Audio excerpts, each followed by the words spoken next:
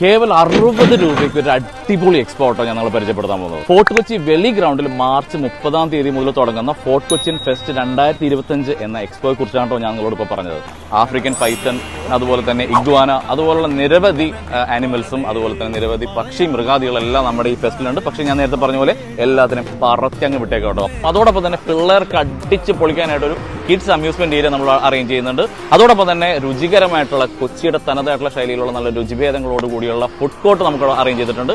അതുമാത്രമല്ല എല്ലാ ദിവസവും നല്ല അടിപൊളി മ്യൂസിക് ഷോസും നമ്മൾ കണ്ടക്ട് ചെയ്യുന്നുണ്ട് കേട്ടോ. അപ്പൊ ഈ സ്ഥലം നിങ്ങൾക്ക് മനസ്സിലായല്ലോ അല്ലെ? അപ്പൊ ഇങ്ങനെ സംഭവം പൊളിയല്ലേ?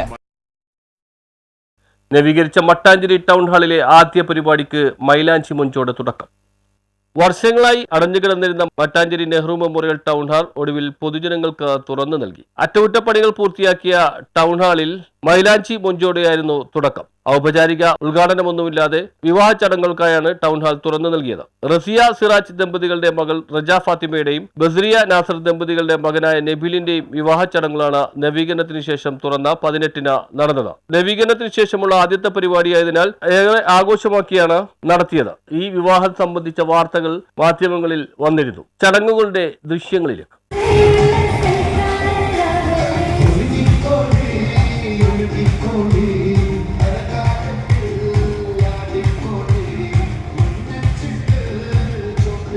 News bureau, Mattancherry.